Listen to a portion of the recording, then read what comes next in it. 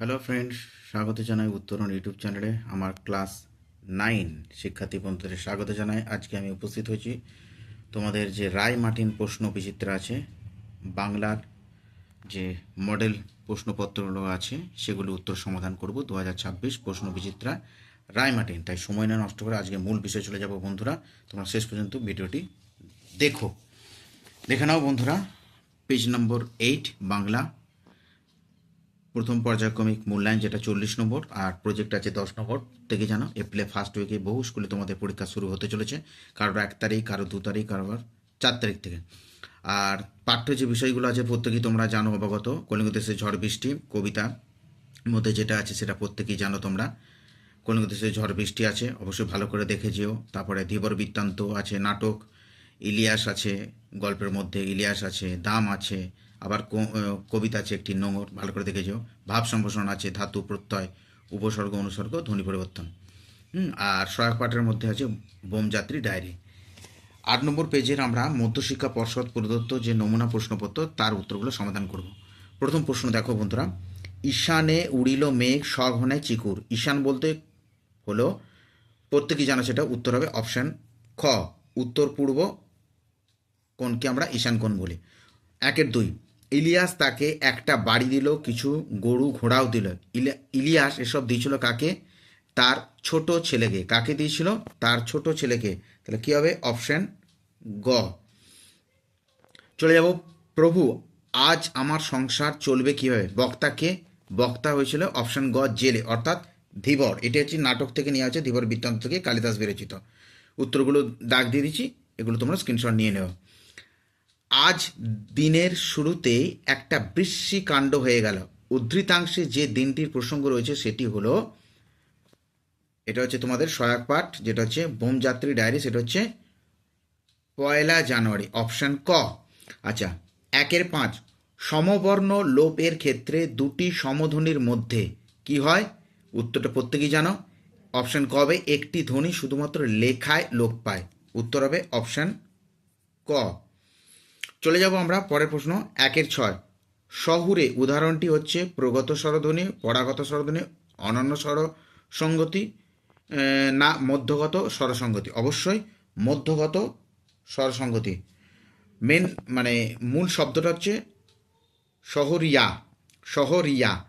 তালবস্বরের অ মানে আদ্যস্বর, আর অন্তঃস্বর হচ্ছে আ, তার মধ্যের যে এ বা উ, এটাই হচ্ছে কিন্তু ওই মধ্যগত স্বরসঙ্গতি। উদাহরণ চলে যাচ্ছি এবার, কম বেশি 15টি শব্দের নিচের প্রশ্নগুলি উত্তর দাও। 2-1 নম্বর প্রশ্ন, কলিঙ্গে দুর্যোগের দিনে সকলে কাকে স্মরণ করেছে? প্রত্যেকেই জানো, ঋষি জৈমিনীকে। তরি 2-2, তরি ভরা পণ্য নিয়ে কবি কোথায় পাড়ি দিতে চেয়েছেন? সপ্ত সিন্ধু পারে। আমি সত্যি কথাই বলছি, তামাশা করছি না। বক্তা কোন সত্য কথা বলেছেন? এটা ইলিয়াস থেকে নেওয়া হয়েছে। ইলিয়াসের স্ত্রী শামসেমাকি বলেছিলেন যে যখন তারা বড়লোক ছিল, আজকে ভাগ্যের পরিহাসে গরিব হয়ে গেলেও কিন্তু বিন্দুমাত্র তাদের সুখ শান্তি কমেনি। তাই তিনি বলছেন, আমি সত্য কথাই বলছি, তামাশা করছি না। আচ্ছা, তারপরে 2-4, প্লেটোর দোরগোড়ায় কি লেখা ছিল জানিস? প্লেটোর দোরগোড়ায় কি লেখা ছিল বলে বক্তা জানিয়েছে, এটি অঙ্কের মাস্টারমশাই নারায়ণ গঙ্গোপাধ্যায় বিরচিত দাম গল্প থেকে নেওয়া হয়েছে। যে ছাত্রদিকে উনি ছিলেন প্লেটো, প্রত্যেকে যেন একজন প্রসিদ্ধ গ্রিক দার্শনিক। তার দোরগোড়ায় লেখা থাকতো, কি লেখা থাকতো? যে অঙ্ক জানে না তার প্রবেশ নিষেধ। আচ্ছা, চলে যাচ্ছি 2-5, ধীবর বৃত্তান্ত নাট্যাংশে ধীবর কীভাবে আংটি পেয়েছিল?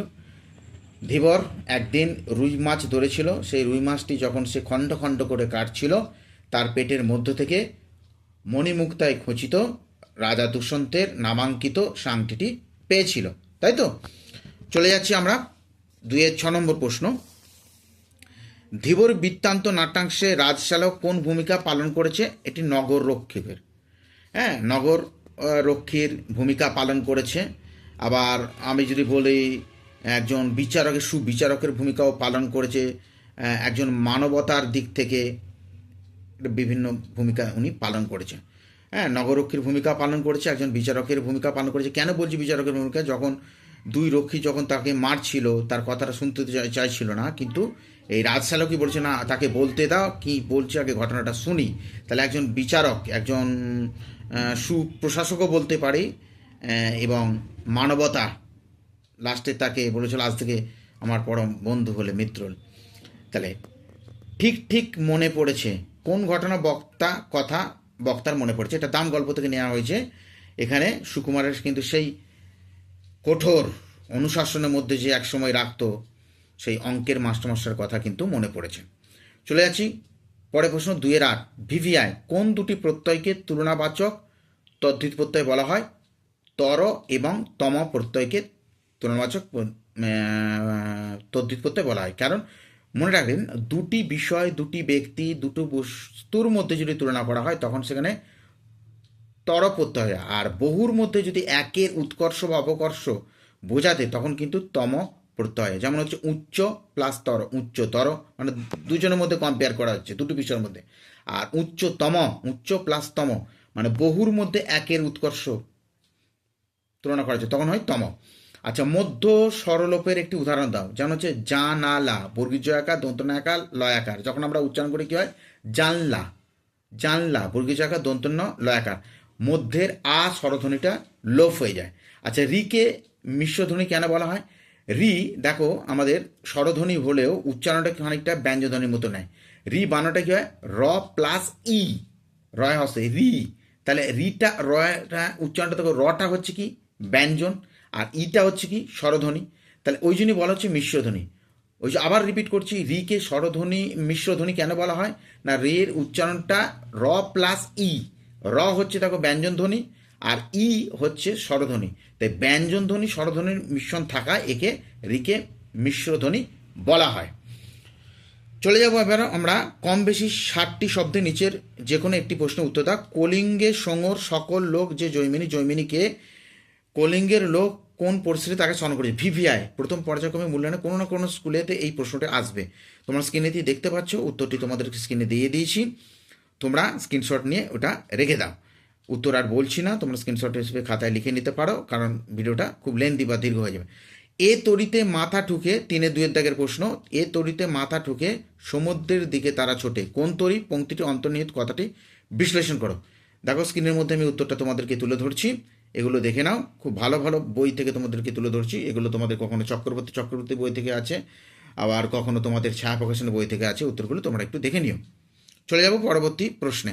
4 নম্বর প্রশ্ন, দুশ্চিন্তার অন্ত ছিল না বক্তাকে তার জীবনে কিভাবে নানা দুশ্চিন্তা বের করে আসতো? যাদের এটি ছায়া প্রকাশনের বই আছে তারা দেখতে পাবে উত্তরটা, তবু আমি দেখিয়ে দিচ্ছি। দেখো না বন্ধুরা, যাদের ছায়া প্রকাশনের বইটা আছে প্রত্যেকেই জানো, সেটা হচ্ছে 39 নম্বর পাতায় আছে। উত্তরটা দেখে নাও। দুশ্চিন্তার অন্ত ছিল না, কাদের কি নিয়ে দুশ্চিন্তার অন্ত ছিল না? এই প্রশ্নটা এইটুকু 3 নম্বর প্রশ্ন আসবে, তোমরা লিখে নিতে পারো বা স্ক্রিনশট হিসেবে রেখে দিতে পারো। চলে যাব পরবর্তী প্রশ্নে। 4-2 ভিভিআই আসবে কোনো না কোনো স্কুলেতে। মনে হলো স্নেহ মমতা ক্ষমার এক মহাসমুদ্রের ধারে এসে দাঁড়িয়েছি। কার একথা মনে হলো? কেন তার একথা মনে হলো? আমি যে বাংলা সাজেশন দিয়েছি প্রথম পর্যায়ক্রমে মূল্যায়ন, সেখানে কিন্তু এই সাজেশনটা আমি দিয়েছি বন্ধুরা, তোমরা দেখে নিও সাজেশনটা গিয়ে। এর উত্তরটাও কিন্তু তোমাদেরকে আমি দেখাচ্ছি একটি বই থেকে। দেখে নাও, প্রশ্নটির উত্তরটি তোমাদেরকে দেখাচ্ছি। মনে হলো স্নেহ মমতা ক্ষমার এক মহাসমুদ্রে দাঁড়িয়ে এসেছি। কার সম্পর্কে এরূপ বলা হয়েছে? এরূপ বলার কারণ কি? প্রত্যেকের জন্য দাম গল্প থেকে নেওয়া হয়েছে। মাস্টারমশাই সম্পর্কে ছাত্র সুকুমার এ কথা বলেছে। এটি চক্রবর্তী বাংলা সহায়িকা থেকে দেওয়া হচ্ছে। তোমরা পারলে এটি স্ক্রিনশট হিসেবে রেখে নাও।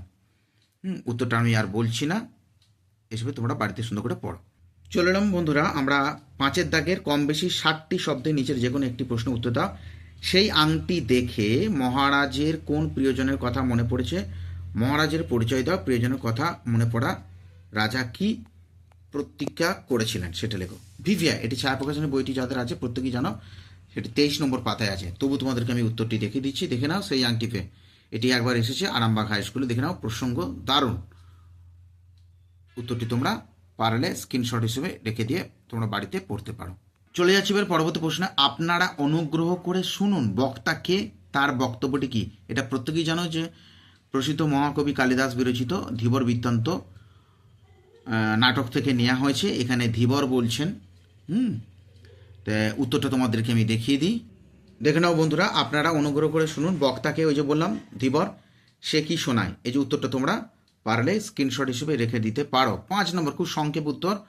চক্রবর্তী মৌলিক এজেন্সি, দারুণ একটি বই, সংগ্রহ করো তোমরা, খুব ভালো একটি বই। উত্তরগুলো তোমরা লিখে নিয়ে একটু বাড়িতে চোখ বুলিয়ে নিয়ে দেখে নিয়ে যাও, প্রশ্নগুলো খুবই গুরুত্বপূর্ণ।